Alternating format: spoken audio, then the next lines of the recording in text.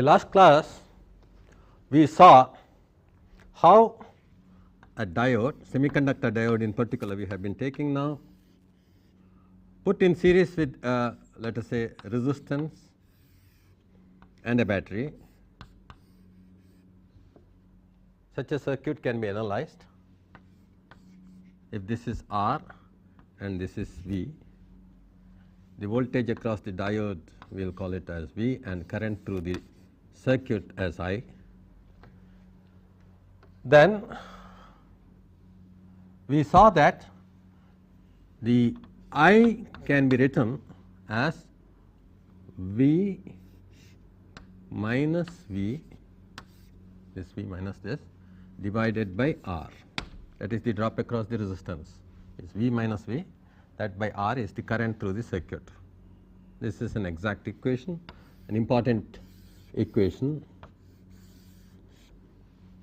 which is followed all the time. Another equation in order to evaluate I is the IV characteristics of the diode. I through the diode is equal to Is exponent V by eta Vt minus 1. This we know, and I told you that since it is forward biased, this can be approximated as Is. Is typically I have told you is of the order of picoamperes for silicon diodes, and eta can be taken to be 1 to 2. So, we will take it as 1 here, and this one can be ignored. So, this is the approximate result in the forward bias region. Under this condition we would like to evaluate the current. Then we can substitute here I is equal to V minus, in fact we can put V here, which is nothing but Vt log I by Is. This we had done earlier also, divided by R.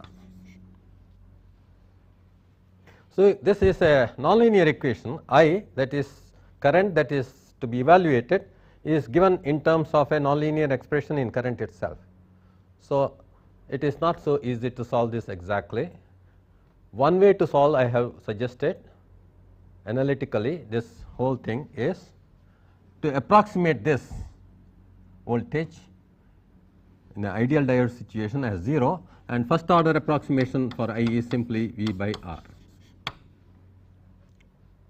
Then the second order approximation is I is approximately equal to this, we have told earlier for silicon is typically of the order of 0.5 to 0.7. So, taking this as V minus 0.6 divided by R, we can evaluate I. This is a pretty good approximation for I.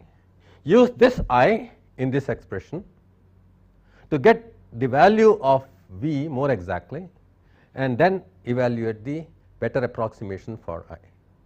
Then use that again here, okay, and you do this successively until the successive values of I you got are very nearly the same to any percentage accuracy you need. This is how you can solve this analytically, but we would like to see whether this can be solved graphically, and that is where this figure comes into picture.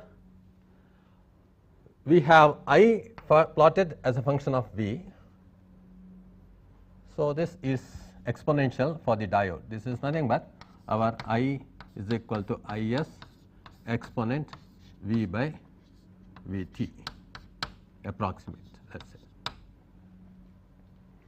or you can even consider this as exact because this can be plotted exactly. This is the complete characteristics of the diode.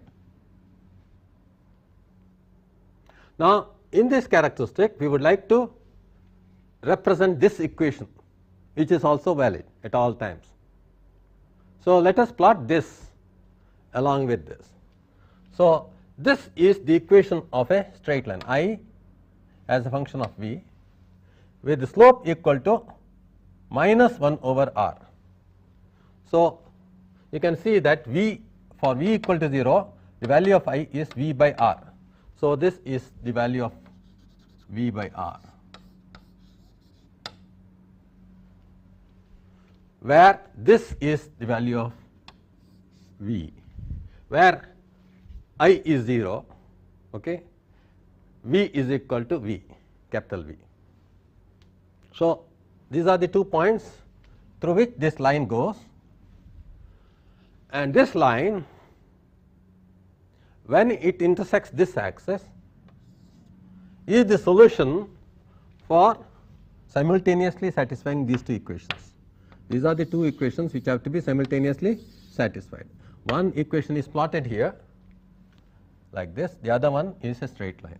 The intersection of this will give us the value of I and V, that is this. So, this can be, this as you see is very nearly equal to 0.6 itself, because this steeply rises. So, this is very nearly equal to 0.6. The exact value of this can be obtained by noting the intersection and also noting the current at that point. So, these 2 values will be the exact solution for this circuit. This line is called, we can call it as load line. This is the terminology that is adopted, load line.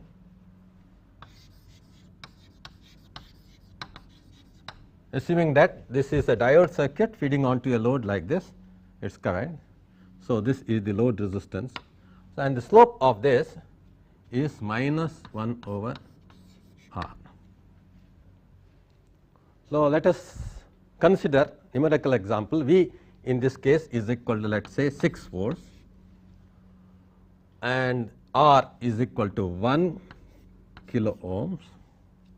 Then we know that one intersect here occurs at 6 volts by 1 kilo ohm, which is 6 milliamperes, and the other intercept is at 6 volts. So, if you join this line, it will intersect at this point, which is very nearly about 5 point some value. Okay. We would have got this approximate current here for this example chosen. V is equal to 6 volts, R is equal to 1 K. The current is very nearly equal to 6 milliamperes.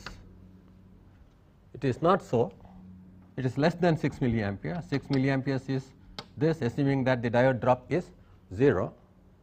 So, this value we would have got of current if we had gone for the second approximation, which is V is equal to 6 volts minus 0.6. I am arbitrarily assuming that it is between 0.5 and 0.7, which is 0.6 divided by 1 K, which is equal to 5.4 milliamperes. So, this is what you are going to get, very nearly 5.4 milliamperes is the current, which you will get more exactly if you draw the graph or solve it using this equation. So, we will treat it as an example now, the same problem of a diode is connected to a resistance of 1 kilo ohm through a battery 6 volts. Determine the current through the diode and the voltage across the diode. So, if such is the problem, the circuit is given here. A diode is connected through a load resistance 1 kilo ohm and a bias voltage of 6 volts. Determine I and V. Okay.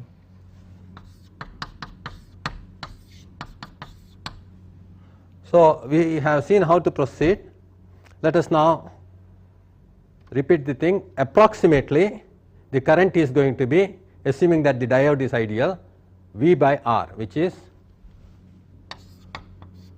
going to be 6 volts by 1 K, which is 6 milliamperes. A better approximation would be to take the voltage across the diode not as 0, but as 0.6 volts, because we have predicted that it lies between 0.5 to 0.7 for most of the diodes which are operating around milliamperes of current. We will examine it whether this is true later, but for the time being we will assume it to be 0.6. So, the current, a better approximation is 6 minus 0.6 divided by 1 K, which we have got as 5.4 milliamperes. Now, I want you to understand what is meant by solving this nonlinear equation. I is equal to V minus V, voltage across the diode, divided by R being 1 K. So, I had taken this as 0.6, but it is not 0.6. How much is it? Let us take as I is equal to 6 milliampere, Is for the diode is 10 picoamperes. So, for such a diode with Is equal to 10 picoamperes, the characteristic may be known. Okay. So, V is equal to Vt log 6 into 10 to the power minus 3, 6 being the operating current, assuming that it is operating at 6 milliamperes, which is the first approximation. 6 into 10 to the power minus 3 divided by 10 picoamperes, which is 26 into 10 to the power minus 3. Vt we know is Kt over Q, which is assumed to be 26 millivolts at room temperature. This we know earlier, log 6 into 10 to the power 8, which comes out to be 525.5 millivolts. What did we assume it as? We had only assumed it as 600 millivolts. So, our approximation is pretty close to the very near correct value, which is 525.5 millivolts. So, this is not 600 millivolts, but 525.5 millivolts. If it is 525.5 millivolts, right, we can again evaluate the current, but let us see what this approximation will give us. Assuming that I is 5.4 milliamperes instead of 6 milliamperes, which is a better approximation, we can say that V is Vt, which is 26 millivolts, log 5.4 milliamperes divided by 10 picoamperes, which is coming out to be 522.78, which is pretty close to the voltage that we have already evaluated, assuming that it is 6 milliamperes. So, whether we take it as 6 milliamperes or 5.4 milliamperes, we see that the results are pretty close to one another. One is 525.5 and another is 522.78. So, now assuming that it is about 522 etc., we can again recalculate the whole thing, the voltage. If it is 522, current is going to be 5.478 milliamperes divided by 10 picoamperes, which is going to give you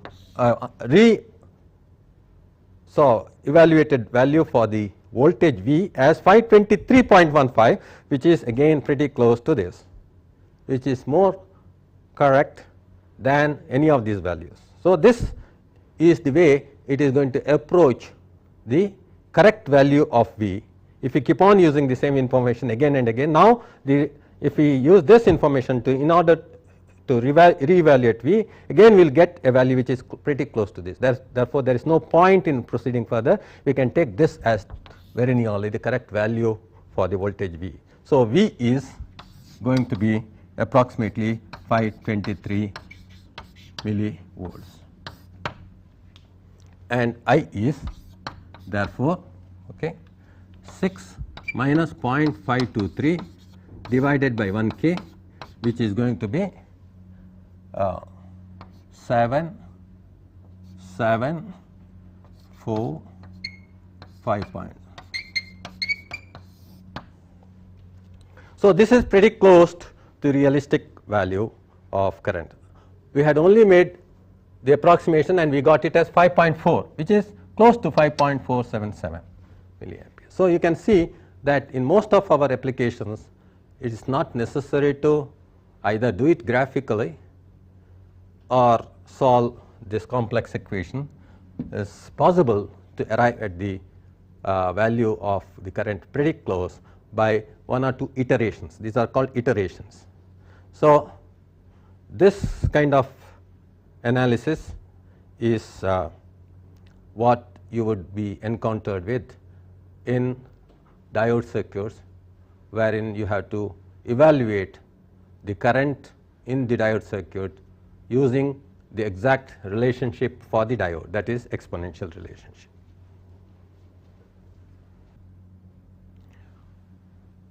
just now we had seen how in a diode circuit wherein the diode has a complex nonlinear relationship between I and V, the currents and the voltages can be evaluated pretty easily. This method graphically as well as analytically we had shown. Now, example 14 let us consider. In the diode circuit shown, the same circuit as previously shown, same circuit will take with V equal to 6 volts connected to a resistance of 1 K. In the diode circuit shown, V is changed from 6 volts to 6.06 volts. So, the voltage V that you have applied is changed from 6 to 6.06 volts. Determine the change in diode current as well as diode voltage. This is the question. What is it? When this V voltage is changed from 6 to 6.06, what is the change in current I? I might change from its value which has already been evaluated to some other value, and V also will change from what has been already evaluated to some other value. It is this change that I am interested. I am not interested in the absolute value of these currents, but only interested in the changes. And so this is an important aspect of electronics. The diode which is forward biased this way is to be operating at a certain current which we have already evaluated, which is V minus V divided by 1 K. That current is the operating current here.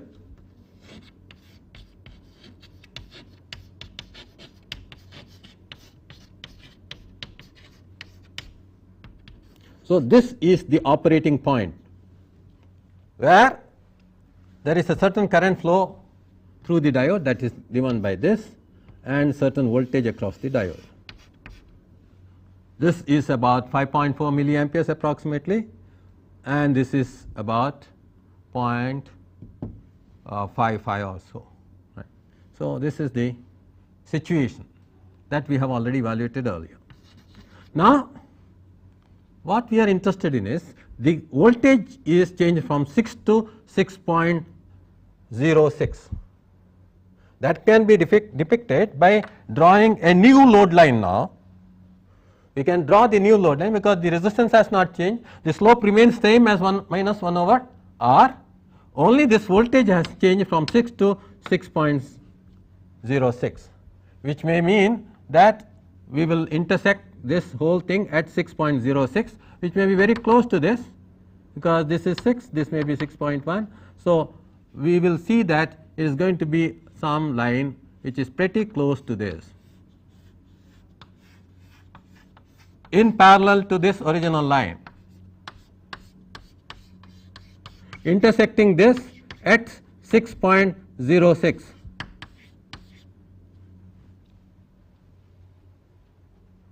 And where will it intersect this? Will in turn intersect this at 6.06 milliamperes by our definition of intercepts. What I am interested in is not these intercepts, these are already known to us. What is the new change that this has brought about? From here, the operating point has shifted to this. This operating point also is called Q point. What is Q? Q is quiescent. It is remaining like that until you disturb it.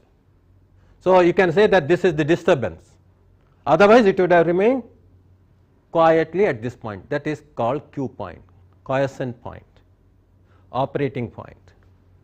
These terminologies become quite important whenever we use these devices, diode or transistor. We make these devices operate at a certain point so that we can exploit their characteristics around this operating point. So, this diode is said to have an operating point of about 5.4 milliamperes and correspondingly near about 0.6 volts and I am interested in the change that has taken place in both the diode current as well as the diode voltage. Diode voltage will change by a small amount, diode current also will change by a small amount.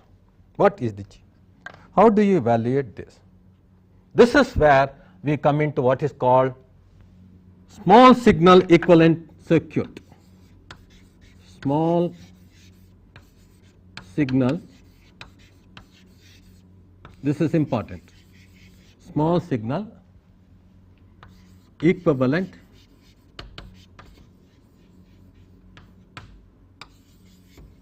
circuit for the diode. What is the small signal equivalent circuit for the diode? When it is operating at certain operating point and it is disturbed by a certain signal. Now, the signal is this voltage is changed by some amount delta V. So, V is changed from V to V plus delta V. So, let us say V is changed from V to V plus delta V. Then we must have I changing from, let us say I original current, operating current, plus delta I, some change in current. It is this change that we are interested in, and correspondingly V is changing from original voltage across the diode, V diode, this is I diode, plus delta V diode. So, what are these changes? Delta ID and delta VD is the question. Now, how do we do it analytically? Let us see. Graphically, you know, the slope has remained the same. So, if I redraw this line from 6.06 with this intercept at 6.06 milliamperes, where it intersects, that is the new operating point, the change can be easily evaluated graphically. But it is so close to that, it may be difficult to read the changes that are taking place. Can we do this analytically by using certain approximation? The approximation is that around this operating point everything is linear. The characteristic is linear, and therefore, we can say we can replace the diode by an equivalent circuit or a resistance. So, how do we go about understanding it in terms of characteristic? I through the diode is Is exponent voltage across the diode by Vt approximately. So, we can say that this I is equal to original I that we have evaluated. When it changes to I diode plus delta I diode, this gets changed to, this remains same as Is exponent V diode plus delta V diode. It is an exponential relationship. If this delta V diode is very small compared to V diode, that is the case in our graph also, then I can represent this as Is exponent V diode by Vt exponent delta V diode by Vt. So, this is nothing but original I diode itself, I diode, this is Is exponent Vd by I diode itself, and the exponent delta Vd, which is a very small thing compared to Vt. That means, assuming that delta Vd by Vt is much less than 1, this we can expand. This we had done in our earlier situation of exponential fall off of voltage across a capacitor also. E to power x is approximated as 1 plus x.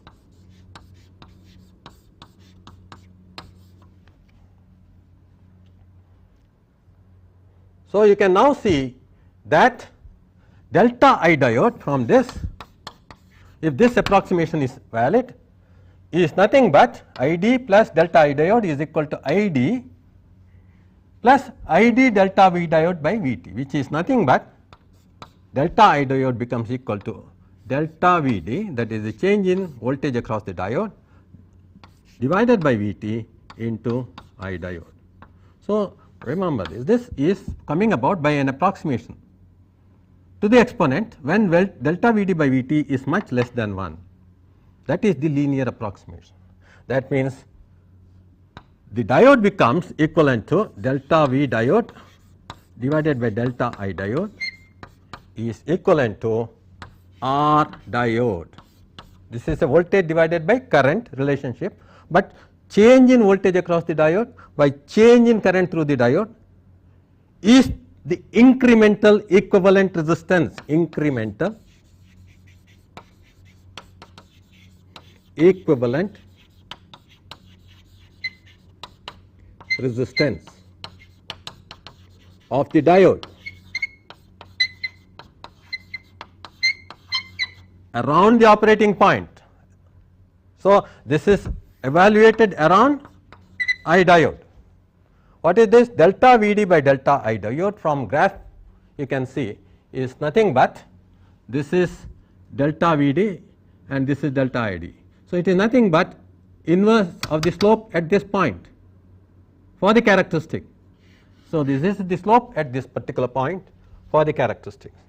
Incremental equivalent resistance of the diode can be evaluated around the operating point I diode. So, that is equal to V t divided by I diode. So, if V t is 26 millivolts and I know I diode, then I can easily evaluate the resistance, incremental equivalent resistance for the diode. Let us consider for this case V t is given as 26 millivolts, I d for the diode is 5.4 milliamperes, which we have evaluated. So, we can find out the incremental equivalent circuit for the diode R d as 26 divided by 5.4 milliamperes. 26 millivolts by 5.4 milliamperes, which is nothing but 26 divided by 5.4 ohms. So, this is the resistance of the diode, which is of the order of few ohms, less than about 4 ohms also, right, around, yeah, more about around 4 ohms, less than 5 ohms.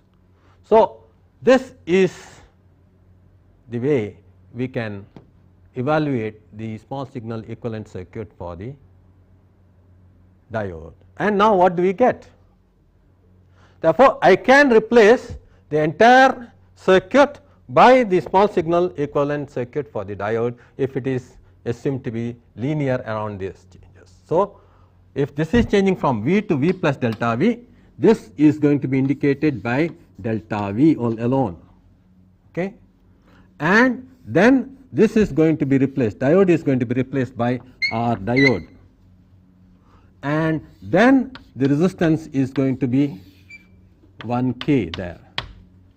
So, the current through the diode can be evaluated, change in current, what is that? Delta I diode therefore is equal to delta V, which is whatever we mentioned, it is changing from 6 to 6.06 volts, which means it is going to be 60 millivolts change. So, that change divided by delta V divided by R diode plus 1 kilo ohm. So, since R diode is of the order of 5 ohms or less, this can be ignored, and therefore, this is nothing but the current is now determined purely by 60 millivolts divided by 1K, which is nothing but 60 microamperes, very close to the actual thing, because we have ignored only resistance of the order of 5 ohms compared to 1K. So, the current through the diode is still determined by 1K, not by the diode resistance at all, because it is of the order of few ohms. So, 60 microamperes is the change in current in the diode. For a change in voltage of 60 millivolts here. Now, what is the change in voltage across the diode? The original voltage itself is very small. What is the change in voltage? That can be easily evaluated. That is delta V diode is nothing but, because we know, once you know the change in current delta I diode, delta V diode is going to be given by R diode into delta I diode. So, R diode to delta I diode. So, R diode is already given as 26 by 5.4, this into change in this thing, that is 60 microamperes. So, this is going to be 60 into 10 to the power minus 6. So, the whole thing is volts. So, it is going to be 26 into 60 by 5.4, so many microvolts.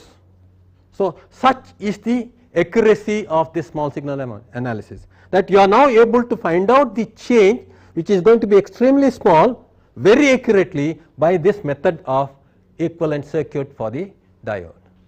So, that change is fairly accurately evaluated here as, this is 10 times, this is 0.9 times. So, this is going to be around 260 divided by 0.9 microvolts. So, the answer is delta V diode is going to be 260 or 2600 by 9 microvolts, around 300 microvolts. Right. So, that is the answer to the problem in the diode circuit shown when V is changed from 6 volts to 6 plus 60 millivolts, determine the change in diode current as well as diode voltage. So, we have evaluated the change in diode current by replacing the diode by means of its equivalent resistance. This is the forward resistance for the diode, incremental forward resistance for the diode. That is always evaluated around the operating point, and that is equal to Vt divided by Id. So, the moment I know the operating current by an approximation as 5.4 milliamperes, I know the value of R diode as 26 divided by 5.4, which I use in that equivalent circuit in order to evaluate the current through the change in current through the circuit, and then use that change in current to evaluate the change in voltage using the linear equivalent circuit. Okay. Now, let us understand whatever we have illustrated for the small signal equivalent circuit for the diode in terms of the graph. It is always better to understand both graphical as well as analytical methods of evaluation of all these things. The same thing that we have been talking about, when the change has occurred, I am expanding this area. This portion of the diagram, because it is a very small change, assume that this has been magnified considerably. This magnified portion is indicated here. So, this is the same as that. So, we were originally at an operating point which is I diode, V diode, and we shifted because of change in voltage of voltage V from V to V plus delta V. So, delta V is the change in the x axis. X axis, the change is from here to this point. These are two parallel lines with slope equal to minus 1 over R. This is the slope. So, the intersect here changes by delta V. So, this base is changing by delta V. The slope here is minus 1 over R and minus 1 over R. This is the diode characteristic, which is really exponential, which has been assumed to be linear. So, if it is linear, then it forms a triangular structure like this. I diode has changed to I diode plus delta I diode. V diode has changed from V diode to V diode plus delta V diode. So, what does the total change represent in terms of the graph? Now, the total change that has occurred is delta V. If I now draw a line like this, this change is due to the diode, and this change that has occurred is due to the resistance R, because that is very clear, this is minus 1 over R. So, the voltage across the resistance, change in voltage across the resistance is this, and change in voltage across the diode is only this. So, this is delta V diode, this is delta I diode. So, if you assume this to be linear, then the slope here is nothing but delta I diode divided by delta V diode, which is the slope here, which is given as 1 over R diode by us, the equivalent resistance. So, when it is linear here, this can be approximated as a resistance whose magnitude can be evaluated as Vt divided by Id. That is what we evaluated in our analytical model. So, this is delta Vd, this is delta Id, this is the delta voltage across the resistance, and this is the total voltage across the, and we have seen that delta V is very nearly the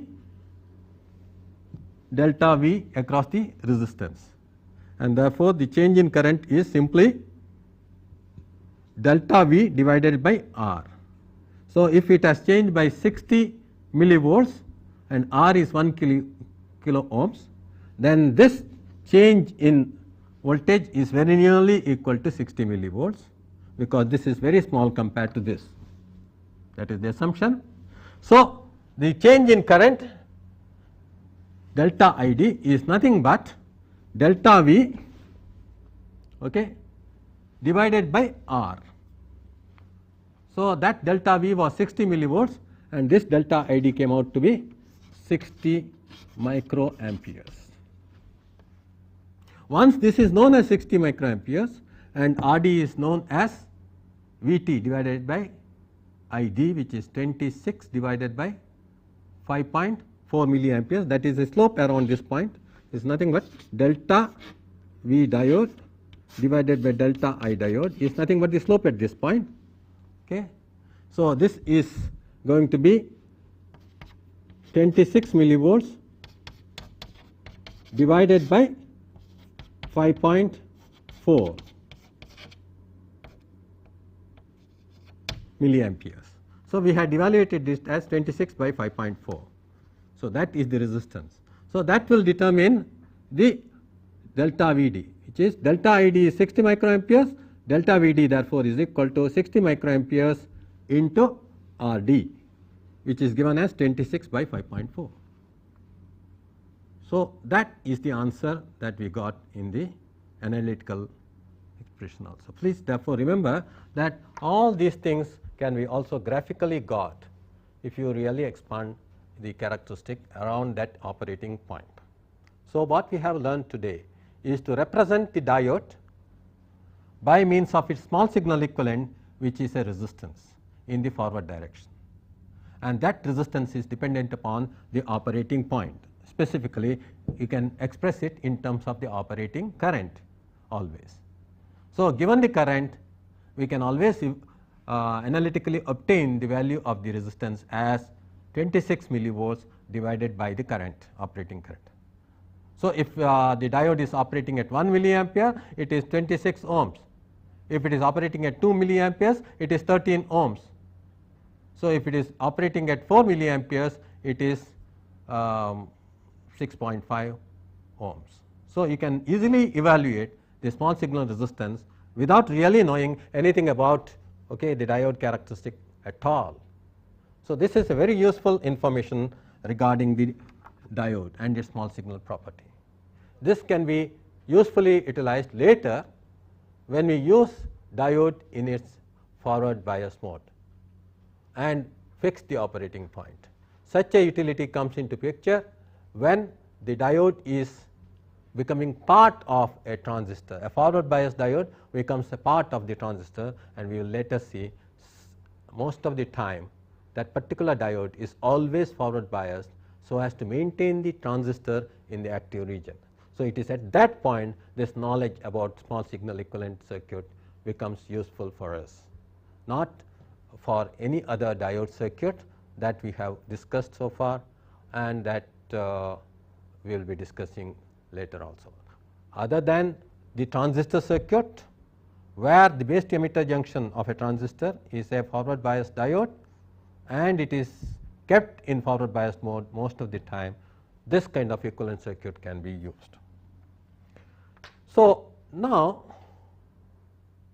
can we use this diode for a voltage source?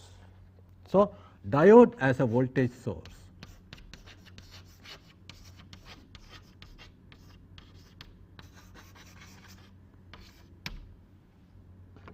This is an important application of the diode, and particularly such a design is utilized in integrated circuits.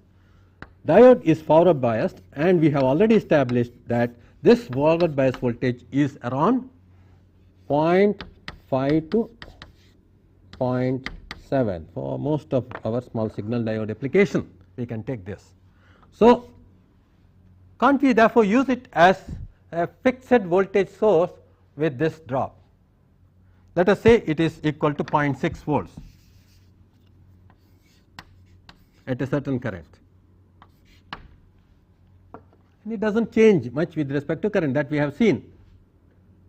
Suppose I put one diode, then this is a voltage source with 0.6 volts, and even if this current changes, the voltage does not change much. But if I want to know how much it changes, I can always find out that change by assuming that it is not only a voltage source, which is V gamma, that is 0.6 volts, but also an equivalent resistance which we have put as R diode. So, this is essentially the equivalent circuit for this source, which means this R diode is nothing but V t divided by I diode, where I diode is the current through the diode. So, basically this is equivalent to a battery of 0.6 volts and a small series resistance of the order of few ohms for currents of the order of milliamperes, that we have established. So, it can be definitely used as a secondary source for biasing, etc. So, this kind of application will maintain this voltage very constant. That means, if I apply a voltage here which is varying, the current only varies, the voltage across this remains constant at 0.6, around 0.6. So, this is called a voltage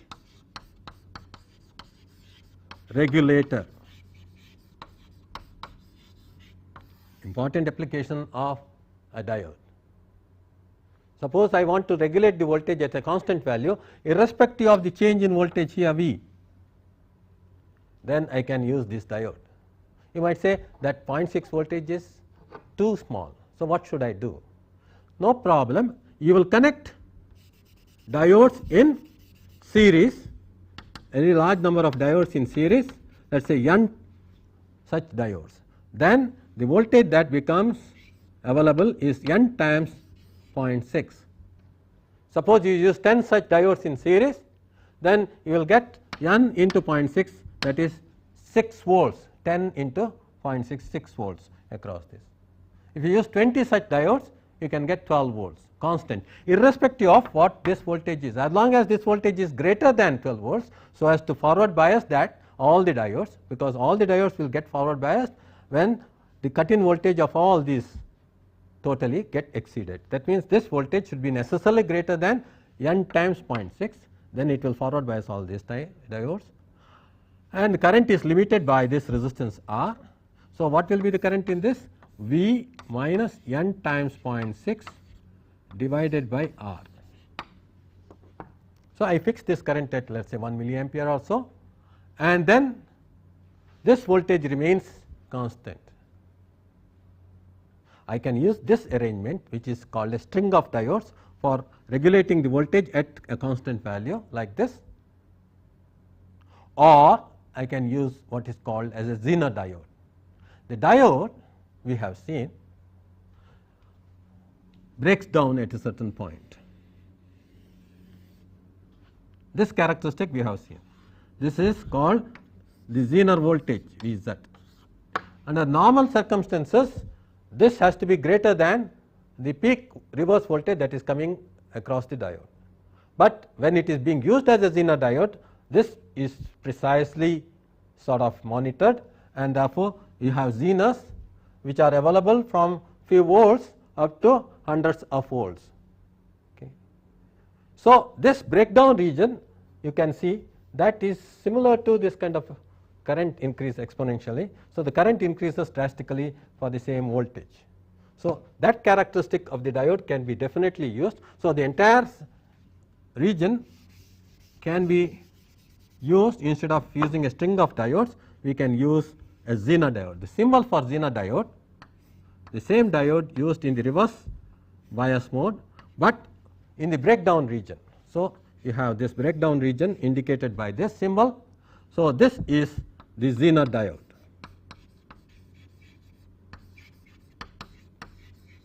And the Zener breakdown voltage is Vz.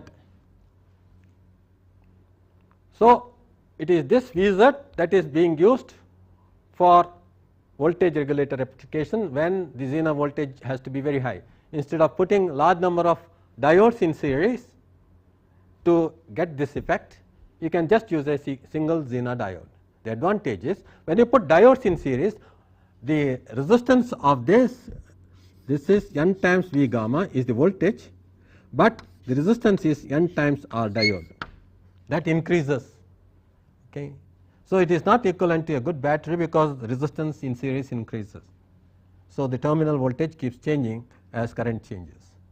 Whereas, in the case of a Zener diode, the Zener resistance is of the order of tens of ohms, that is called delta Vz by delta Iz. When there is a change in current through the diode, Zener diode, the change in voltage is extremely small, and that again can be put as an equivalent Rz, small signal equivalent circuit for the Zener Rz, which is of the order of few tens of ohms. So, now we have represented the forward bias diode, a string, or the reverse bias diode under breakdown can be used for what is called Zener voltage regulator or diode voltage regulator to maintain voltage constant irrespective of the current through it. So, in the next class, we will learn how to design such voltage regulators for maintaining the voltage constant when the DC voltage here varies. This is the problem with most of our supplies here. The DC voltage which you derive from rectifier filter combination that we had discussed earlier keeps changing depending upon the AC voltage that is applied to it.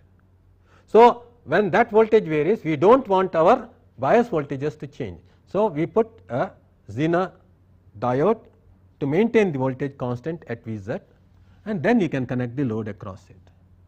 So, how to design such Zener regulators will be the topic of our next class.